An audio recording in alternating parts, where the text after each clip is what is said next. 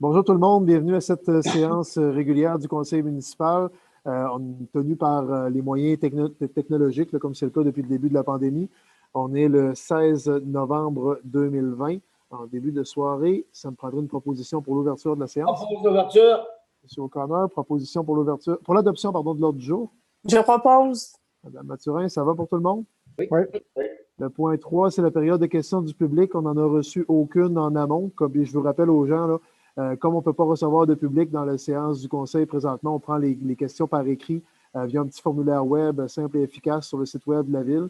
Donc, n'hésitez pas à nous les faire parvenir si vous avez des questions. On y répond au meilleur de notre connaissance à chaque fois. Le point 4, 4.1, c'est dans les ouvertures de soumission. En 4.1, c'est pour le déneigement de la côte Carter. Donc, on est allé en appel d'offres sur invitation auprès de 5 fournisseurs potentiels. Il y en a seulement un qui a répondu à l'appel et c'est avéré conforme. Donc, la recommandation est que la Ville octroie le contrat pour les travaux de déneigement de la côte Carter à l'entreprise Multiservice 4 saisons enregistrées au montant de 14 250 plus les taxes applicables pour l'année 2020-2021, 14 450 plus les taxes applicables pour 2021-22 et 14 650 pour 2022-23. Et ce contrat-là là, inclut le déneigement de la borne de recharge électrique là, qui est en bas de la côte. Ensuite, que le maire et la greffière soient autorisés à signer les documents requis et que ces montants soient imputables au poste budgétaire 02 330 00 443. Je propose. Madame Perry, ça va pour tout le monde? Oui. Ouverture de soumission en 4.2 pour l'achat de 2 camionnettes neuves 4x4 d'une demi-tonne à cabine conventionnelle. Donc là aussi, on est allé en appel de proposition sur invitation auprès des concessionnaires automobiles du Grand Gaspé. On en a reçu 2 soumissions, donc on y va avec le plus bas soumissionnaire conforme. Et ça fait partie de la planification de remplacement des véhicules là, de la ville. Là, donc, c'est des véhicules qui étaient rendus à bout d'âge qui sont remplacés. La recommandation est donc que le Conseil octroie le contrat de fourniture de 2 camionnettes neuves à cabine conventionnelle 4x4, une demi-tonne, à Moger Ford Inc. pour un montant total de 71 108 plus les taxes applicables. Donc, c'est 35 554 par véhicule. Que la dépense soit imputée au surplus non affecté, mais ça va être réaffecté plus tard à un règlement d'emprunt qui est en cours d'adoption. Et finalement, que le maire et la greffière soient autorisés à signer les documents requis. Proposé par. Monsieur Smith, ça va pour tout le monde? Oui. En 4.3, ouverture de soumission pour l'entretien ménager du centre de services des travaux publics, donc le futur garage municipal de la ville. Donc là aussi, on est allé en appel d'offres public avant d'octroyer le contrat. On a reçu une seule soumission qui s'est avérée conforme. Donc la recommandation est que le Conseil octroie le contrat pour l'entretien ménager du centre de services des travaux publics à Nettoyage M. Roy enregistré au montant total pour les 3 années de 66 300 plus les taxes applicables, c'est-à-dire pour la période de 3 ans au total, donc du 30 novembre 2020 au 29 novembre 2023. C'est à raison là, de 22 100 par année. Ensuite, que le montant soit imputable au poste budgétaire 02 320 00 495 et que le maire et la greffière soient autorisés à signer les documents requis. Proposé par? Je propose. M. Smith, ça va pour tout le monde? Oui. En 5.3.1, loisirs et culture, reconnaissance de l'organisme Club de sauvetage, le Kraken de Gaspé. La recommandation est que le conseil municipal reconnaisse l'organisme Club de sauvetage, le Kraken de Gaspé, comme organisme sportif affilié à la direction des loisirs et de la culture de la ville. Là, on parle de sauvetage nautique et non pas de sauvetage au sens utilisé dans le service des incendies. Donc voilà. Quelqu'un propose? Je propose. J'ai entendu Mme Perry en premier. Ça va pour tout le monde? Oui. En service administratif 5.5.1, les comptes du mois, la recommandation est que le Conseil autorise le paiement des dépenses reliées aux activités financières non autrement autorisées au montant de 98 584 et 52. Proposé par? Je propose. M. Fournier, ça va pour tout le monde? Oui. On arrive au service juridique et au greffe. 5.6.1, commission municipale, demande d'aide, maison d'aide et d'hébergement, l'EDEL Inc. C'est un dossier en fait où on nous demande si la ville est d'accord pour que l'organisme bénéficie d'une exemption de taxes. Donc la recommandation est que la ville se prononce en faveur de l'exemption demandée. C'est pour un renouvellement. Je pense que c'est aux 10 ans qu'ils demandent de renouvellement. Donc c'est pour un renouvellement de l'exemption de taxes. Quelqu'un le propose? Je propose. Madame Perret, ça va pour tout le monde?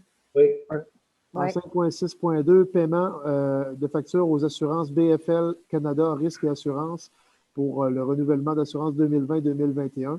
C'est l'assurance pour les régimes de retraite. Donc, la recommandation est que le Conseil autorise le directeur des services administratifs à acquitter la facture d'assurance générale auprès de BFL Canada Risque et Assurance, représentant autorisé de l'Union des municipalités du Québec, au montant de 3 419 plus les taxes applicables. Que les dépenses autorisées par la présente résolution soient imputées au poste budgétaire 02 190 00 420. Proposé par? Oui. Je propose. J'ai entendu M. O'Connor en premier. Ça va pour tout le monde? Oui. En 5.6.3, l'acceptation d'un projet d'amendement au règlement 1156-11 et consultation écrite, Madame la greffière. Donc, c'est le premier projet du règlement 1156-11-48. Il sera proposé par l'un des conseillers et résolu que le projet d'amendement au règlement 1156-11, si après l'écrit, soit accepté. Donc, le règlement modifie le règlement de zonage en modifiant les usages autorisés dans la zone IC 269 afin de permettre comme usage spécifiquement permis dans cette zone l'usage entreposage de produits finis de composantes d'éoliennes accompagnés d'un bâtiment principal. Que la greffière est autorisée à procéder à une consultation écrite par un appel de commentaires écrit pour une période de 15 jours en vertu des critères établis par le ministère des Affaires municipales et de l'Habitation et remplaçant ainsi le processus de consultation publique, et ce conformément à l'arrêté ministériel numéro 2020-049 du ministre de la Santé et des Services sociaux du 4 juillet, et que le tout sera annoncé au préalable par un avis public publié sur le site Internet de la Ville conformément au règlement 1388-19 relatif aux modalités de publication des avis publics, et que la consultation écrite doit s'effectuer par courriel à l'adresse qui sera indiquée à cette fin sur l'avis public qui sera publié sur le site Internet de la Ville. Merci, Madame la greffière. Pour vous se localiser, là, la zone en question est située en plein dans le parc industriel des Augustines, là, dans le secteur où est LM Wind Power, donc où il y a déjà de l'entreposage de pales qui est effectué sur le terrain principal de l'usine. La modification permettrait d'en entreposer sur un terrain adjacent également. Donc, voilà pour l'essentiel. Est-ce que quelqu'un le propose? Oui, M. Smith, ça va pour tout le monde? Oui. 5.6.4 maintenant, modification de la procédure de consultation des personnes intéressées pour l'adoption des demandes de dérogation mineure du Comité consultatif d'urbanisme du 11 novembre 2020. Est-ce que je devais vous laisser aller là-dessus, Mme la greffière, ou c'est moi qui la lis? Normalement, c'est vous qui la lisez, M. le maire. Avec plaisir.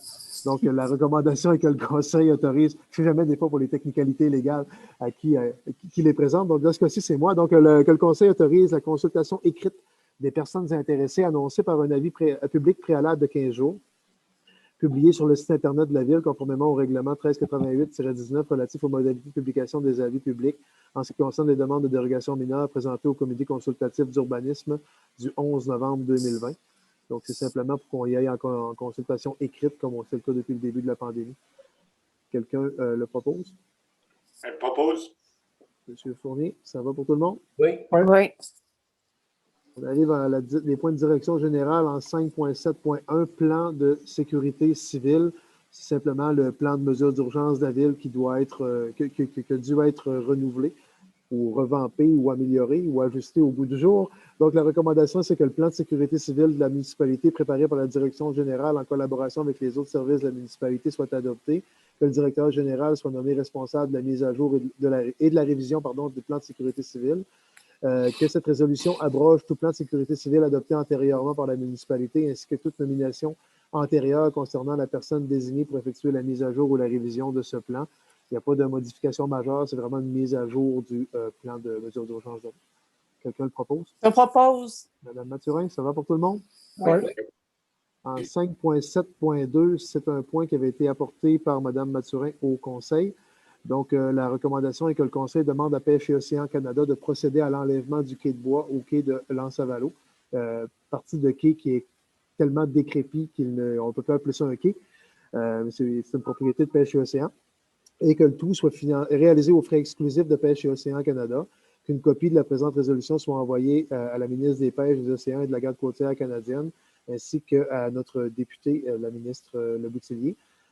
et à la direction régionale du MPO à Gaspé. C'est juste pour améliorer le coup d'œil au cœur du village. Là, présentement, l'état de décrépitude du quai de bois fait en sorte que ça fait une cicatrice au cœur du village.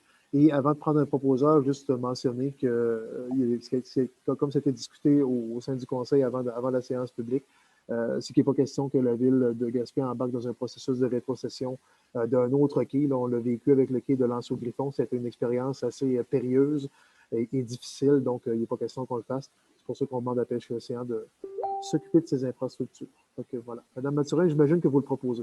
Je le propose, puis aussi, là, selon notre charte des paysages, là, ça fait vraiment là, pas beau dans tout notre décor. Fait que c'est le temps qu'il s'en va. Effectivement. Merci, Madame Mathurin. Est-ce que c'était unanime au Conseil? Oui. Oui. Excellent. Ça nous amène en 5.7.3. C'est une aide financière au Comité des loisirs de Cap-des-Rosiers pour un projet de serrure intelligente et de caméra.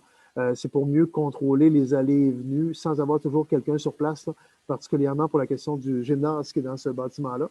Donc, la recommandation est que le Conseil octroie au Comité des loisirs de Cap-des-Rosiers une aide financière de 6 000 pour leur projet de serrure intelligente et caméra pour le bâtiment des loisirs de Cap-des-Rosiers, que cette somme soit imputée au surplus non affecté. Un proposeur? Propose. Monsieur O'Connor, ça va pour tout le monde? Oui. En 5.7.4, municipalisation du parc industriel de Rivière-Nord relance des discussions. J'aurais quasiment envie de lire tous les considérants, mais je ne le ferai pas.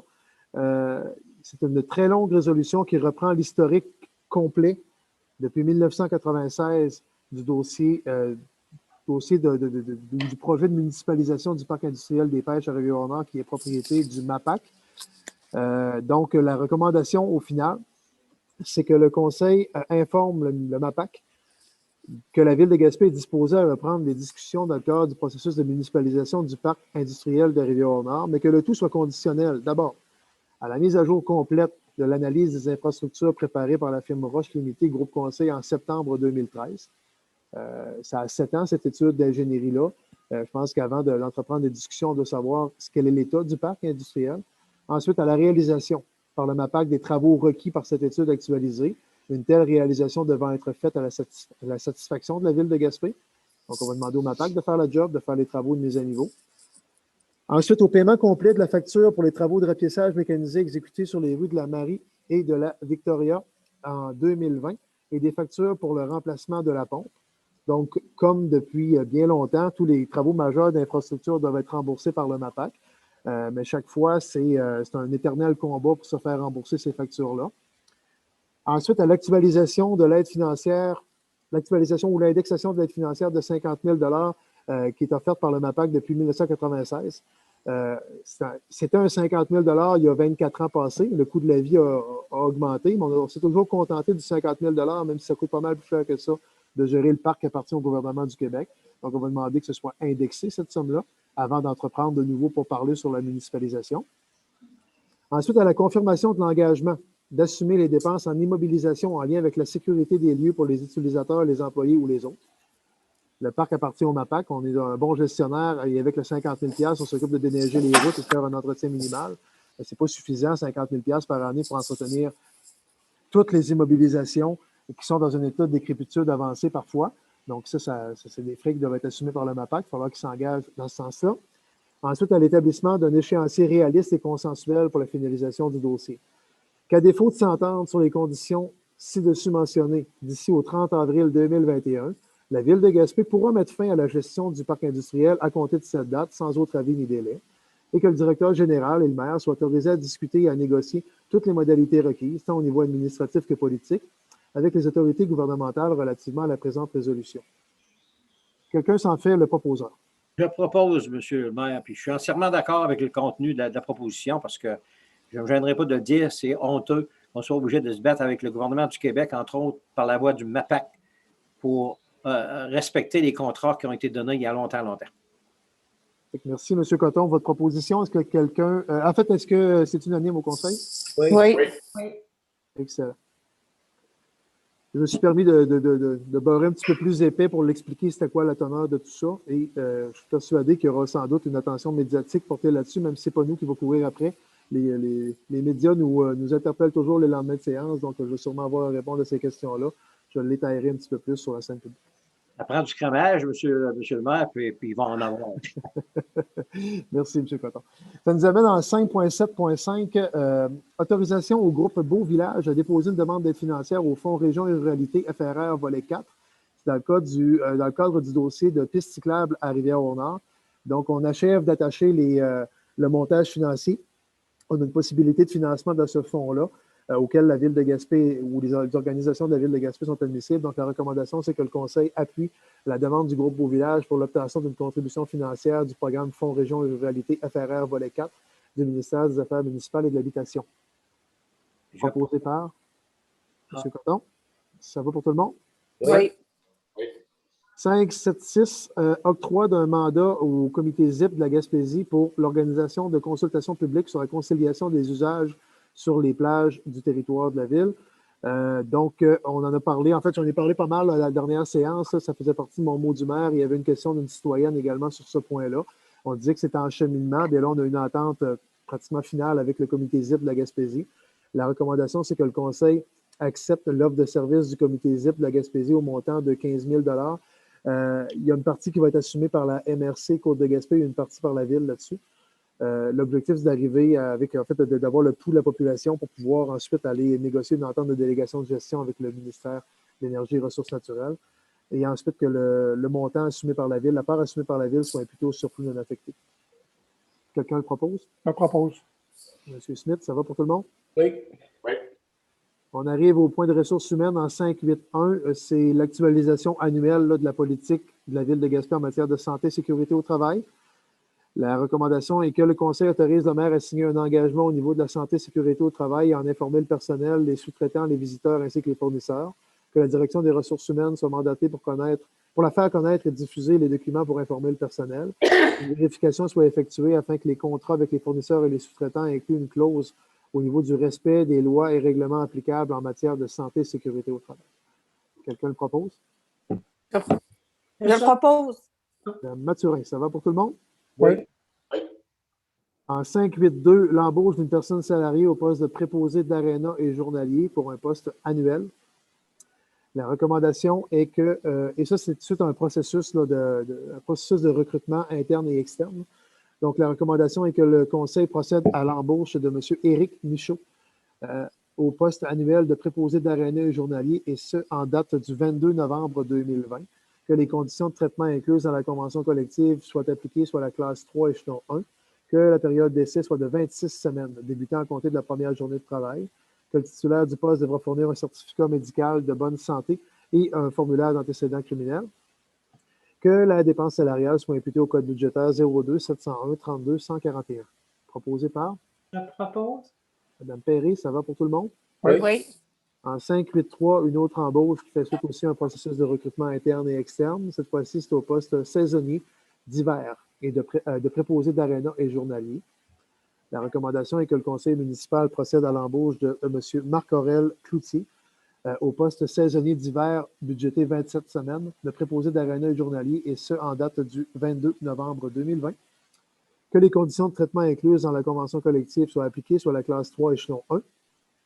Que la période d'essai soit de 26 semaines débutant à compter de la première journée de travail, que le titulaire du poste devra fournir un certificat médical de bonne santé et un formulaire d'antécédent criminel, que la dépense salariale soit imputée au code budgétaire 02 701 31 141. Je propose. Madame Mathurin, ça va pour tout le monde? Oui. On arrive à l'adoption des règlements en 6.1. Madame Lagrépierre. Adoption du règlement 1156-11-47. Considérant qu'un avis de motion de ce règlement a été donné aux membres du Conseil, lesquels déclarent avoir reçu copie du présent règlement préalablement à son adoption, conformément à l'article 356 de la Loi sur les cités et villes.